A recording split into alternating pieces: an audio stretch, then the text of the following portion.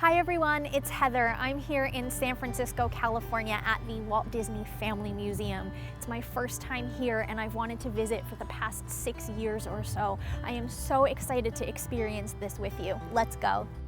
From the moment you step foot inside the Walt Disney Family Museum, you are surrounded by history. From the Academy Awards on display in the lobby to the furniture Walt and Lillian used in their apartment above the firehouse at Disneyland, every square inch of the museum is Disney history come alive.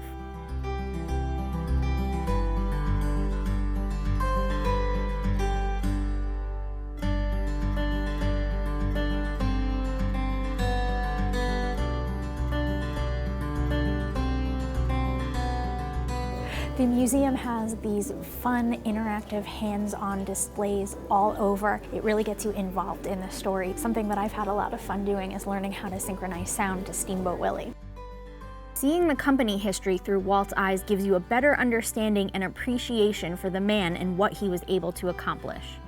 When you're here, you are walking a virtual timeline of Walt's life. You get to see everything from his personal perspective, and it showcases a lot of the highs, but also a lot of the lows that maybe we haven't heard about, such as when the studio went on strike and how he felt about it.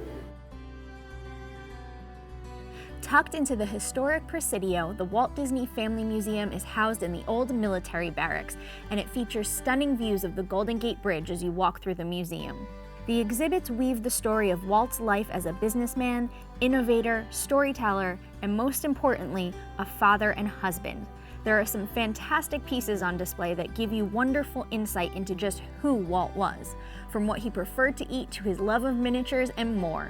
Walt had a huge love of trains. He even had a 1/8 scale model train in his backyard. You can see the actual train behind me. This is the Lily Bell, and he used to ride this all around his backyard, give neighborhood kids a ride as well. And if you look up here, you can see the actual layout of the track around his home. No museum on Walt Disney would be complete without an exhibit on Disneyland, the very first Disney theme park. And here we can find a beautifully detailed and animated model of what Disneyland looked like in Walt's day. It is just stunning and breathtaking. It makes you want to jump right in and play. And if you notice, it's really not too different from what Disneyland looks like nowadays. There is so much to see and do at the museum. Want to operate your own animatronic tiki bird? You can. Want to see one of the multi-plane cameras Walt and his animators pioneered? It's here. And there are even rotating exhibits that delve deeper into certain topics. On my visit, they were featuring the art of Pinocchio. The Walt Disney Family Museum puts the Walt back in Walt Disney. It affords us a deeply personal look at the man behind the fame, behind the movies and theme parks that we all love.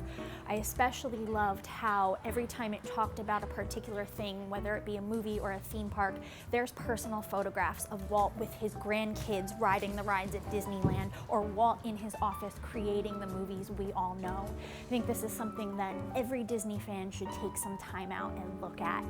When you do come to visit, it is not a 1 or 2 hour experience. This is 4 or 5 hours, so make sure you allot enough time for you to come and really dig in deep and see all of the details there are here. This was a very special experience for me, and I hope you loved it as much as I did. Thank you so much for tagging along. Until next time, bye!